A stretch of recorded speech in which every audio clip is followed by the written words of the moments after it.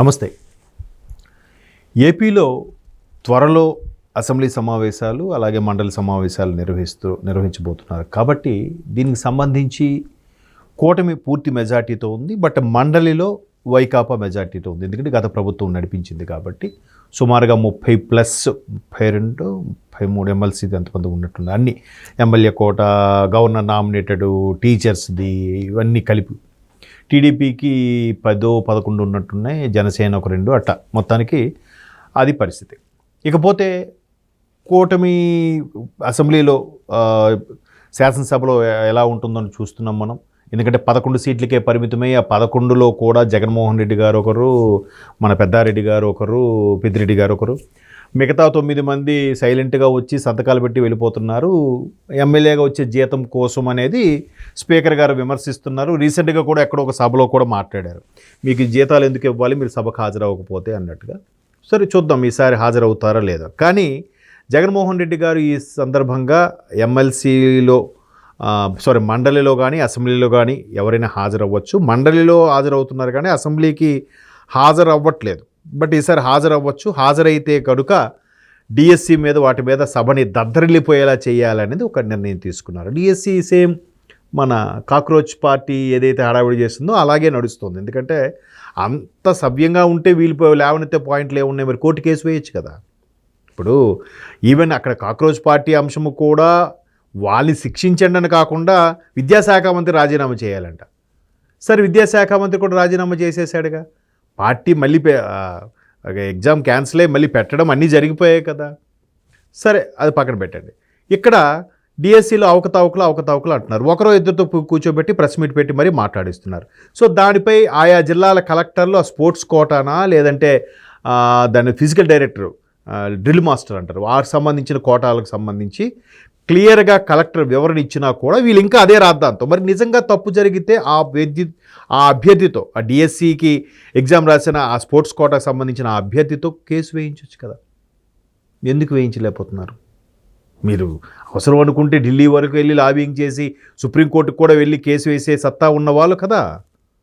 ఎంతైనా ఖర్చు పెడతారు కదా. గత ప్రభుత్వ హయాంలో బాగా ఉన్నాయి కదా. సో ఈ నేపథ్యంలో ఎందుకు చేయట్లేదు అనే దాని మీద ఒక విషయం అయితే వీళ్ళు రాద్ధాంతం చేయాలని డిసైడ్ అయ్యారు. ఏదో ఒకటి చేయాలంతే కూటమికి. ఈ నేపథ్యంలో మండలికి సంబంధించి రాద్ధాంతం చేయడానికి వాళ్ళకి తగినంత అభ్యర్థులు ఉన్నారు. అండ్ మోర్ ఓవర్ మండలి చైర్మన్ గారు ఆయన తాలూకా ఉన్నాడు కాబట్టి ఇప్పుడు వైస్ చైర్మన్ సంగతి లేడీ ఎవరో జకియా ఖాసిమో సంథింగ్ ఆవిడ పేరు, ఆవిడ సమయం ఆవిడ పదవీ కాలం పూర్తవుతుంది కాబట్టి నెక్స్ట్ ఎవరికి ఇద్దాము ఏంటి అనే ఆలోచనలో ఇప్పుడు వైకాపా ప్రభుత్వం మల్లగుల్లాలు పడుతుంది. అయితే ఇక్కడ ప్రధానంగా వినిపిస్తున్న పేరు తోమాటి మాధవరావు గారు. సో ఈయనకి ఎందుకు ఇవ్వాలనుకుంటున్నారు అంటే ఒక పర్టికులర్గా ఆ సామాజిక వర్గానికి చెక్ పెట్టాలి, చెక్ పెడుతూనే మొత్తం రాద్ధాంతం చేయాలనేది ఒక కాన్సెప్ట్గా వైకాపా భావిస్తుంది అనేది సోషల్ మీడియాలో వస్తున్న సమాచారం. జనరల్గా బాగా అబ్జర్వ్ చేస్తే వైకాపాలో ఆ పర్టికులర్ సామాజిక వర్గానికి చెందిన వ్యక్తులు చాలా తక్కువ. బట్ కూటమిలో అన్ని రకాల సామాజిక వర్గాలకు చెందిన వాళ్ళు ఉన్నారు. రెడ్డి, కాపు, కమ్మ, బ్రాహ్మణ అన్ని కుల, బీసీ అన్నీ ఉన్నారు. బట్ ఇక్కడ ఎక్కువగా వైకాపాకు ఉండే అపవాదం ఏంటంటే ప్రతి నామినేటెడ్ పోస్ట్ కానీ ఎక్కువగా ఉండే ఐఏఎస్ ఐపీఎస్లకు వచ్చే పదవులు కానీ అంటే ఏదైతే డెప్యుటేషన్ మీద తెప్పించుకున్నారో వాళ్ళందరూ కూడా రెడ్డి సామాజిక వర్గానికి చెందిన వాళ్ళని ఎక్కువగా పెట్టుకోవడం జరిగింది. మిగతా సామాజిక వర్గాలకు అంత ప్రాధాన్యత ఇవ్వట్లేదనే ఒక విమర్శ అయితే వైకాపా మీద ఉంది. సో అటువంటివన్నీ మెల్లమెల్లగా స్ట్రీమ్లైన్ చేయడానికా లేదా కూటమి మీద బురద జల్లడానికో ఈ తోమాటి మాధవరావు గారిని, ఈయన కమ్మ సామాజిక వర్గం అనుకుంటా, ఆయన్ని తీసుకొస్తున్నారు తెర మీదకి. కానీ ఆయనకన్నా పవర్ఫుల్గా మాట్లాడే కళ్యాణి ఒక ఆవిడ ఉన్నారు, ఆవిడ్ని తీసుకొచ్చి పెడితే బాగుంటుంది, ఆ మహిళ ప్లేస్లో ఈ మహిళకు కూడా రీప్లేస్ చేస్తే బాగుంటుంది అనుకున్నప్పటికీ కూడా ఈవిడ కళ్యాణి గారి వాక్చాతుర్యం బాగుంటుంది కాబట్టి ఈవిడ ఇలాగే ఉండాలి, ఈవిడ ఇట్లాగే కూటమిని అటాక్ చేస్తూ మాట్లాడాలి.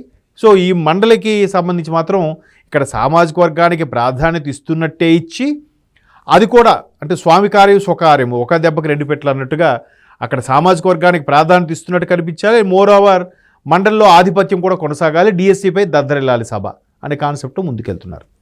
అలాగే ఆ మధ్యన ఆయన ఎవరు మన పద్మనాభరెడ్డి గారు చనిపోయిన తర్వాత అంతకు చనిపోకముందే ఆయన హాస్పిటల్లో ఉన్నప్పుడు కూడా ఏదో సందర్భంలో అంబటి రాంబాబు గారికి కాపు కింగ్ అని జగన్మోహన్ రెడ్డి గారు ప్రశంసించడం, ఆ పద్మనాభరెడ్డి గారి నెక్స్ట్ ఈ కాపు జనరేషన్లో కాపు సామాజిక వర్గంలో ఈయన బాగా బలమైన నాయకుడిగా నిరూపించుకోవాలని ముందుకు తీసుకెళ్లే ప్రయత్నాలు చేస్తున్నాయన్నట్టు కూడా కొన్ని వార్తలు చూసాం. అఫ్కోర్స్ ఉత్తరాంధ్రకు సంబంధించి బలమైన కాపు సామాజిక వర్గానికి చెందిన నాయకుడు అంటే బొత్స గారి పేరు వినిపిస్తుంది, కాదనట్లేదు.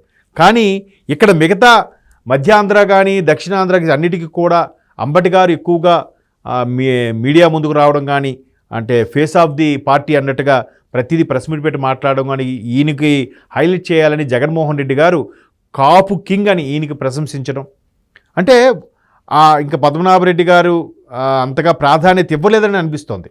ఆయనకి ఇవ్వకుండా ఈయనకి ఇచ్చారని కూడా కొన్ని విమర్శలు ఉన్నాయి. ఇప్పుడు కూడా పార్టీలో మిగతా కొంచెం మంది కమ్మ సామాజిక వర్గానికి చెందిన వాళ్ళు కొంతమంది ఉన్నారు, వాళ్ళని కాదని ఈయనకి ఇవ్వడం విషయంలో కూడా అంబటి గారికి ఎలాగైతే కాపు కింగ్ అన్నారో బొత్స గారు లాంటి వాళ్ళని అంతగా ప్రాధాన్యత ఇవ్వకుండా ఇక్కడ కూడా తోమాటి మాధవరావు గారికి ప్రాధాన్యత ఇవ్వడంలో కూడా జగన్మోహన్ రెడ్డి గారు డబుల్ స్ట్రాటజీ మెయింటైన్ చేస్తున్నారనేది ఒక విమర్శ వినిపిస్తుంది. ఏది ఏమైనా స్ట్రాటజీలు కానీ పొలిటికల్ స్ట్రాటజీలు కానీ ఏం చేసుకున్నా పర్వాలేదు, ఎలా ఉన్నా పర్వాలేదు, కానీ మితిమీరిన కామెంట్సు వాదనకి చేతకానప్పుడు కుటుంబం వైపు వెళ్ళడము అనేది సరైన పద్ధతి కాదు. పర్సనల్గా అబ్యూజ్ చేయడము, బాడీ షేములు చేయడము ఇది సరైన పద్ధతి కాదు. అవి అలా జరిగితే ఒక బోరుగడ్డ కానీ ఒక వర్ర రవీంద్ర రెడ్డి కానీ అలాంటి వాళ్ళు చూశారు కదా. సో ఇక్కడ తోమాటి గారికి సామాజిక వర్గానికి ప్రాధాన్యత ఇస్తున్నట్టే ఇస్తూ ఇలాగ తొక్కి పెడుతున్నారనే విమర్శలు కూడా పర్టికులర్గా ఆ సామాజిక వర్గంలో ఉంది. బట్ చూద్దాం, మరి కొడాలి గారు లాంటి వాళ్ళు కూడా ఆ సామాజిక వర్గానికి చెందిన వాళ్ళకి ప్రాధాన్యత ఇచ్చారు, కొన్నిసార్లు ఇవ్వలేదు, వాళ్ళని కేవలం దోషణలకి భాషలకే ఉపయోగించుకున్నారు తప్ప వాళ్ళకి అంతగా ప్రాధాన్యత ఇవ్వలేదు. ఇస్తే 5 ఏళ్ళు మంత్రిగా ఉంచేవారు కదా, 2 ఏళ్ళు 2.5 ఏళ్ళకి ఎందుకు తొలగించేశారు అనే విమర్శలు కూడా ఉన్నాయి. సో మరి ఇక్కడ తోమాటి గారిని వాడుకుని ఆ విధంగా 2029 ఎన్నికల వరకు కొనసాగాలని చూస్తున్నారా, లేదా సామాజిక వర్గానికి సంబంధించి మా దగ్గర కూడా మీ సామాజిక వర్గానికి చెందిన వాళ్ళు ఉన్నారు అనే సంకేతాలు పంపడానికి ఈ విధంగా మండలిగా వైస్ చైర్మన్ పదవికి ఆయన్ని సూచిస్తున్నారనేది క్లారిటీ రావాలి.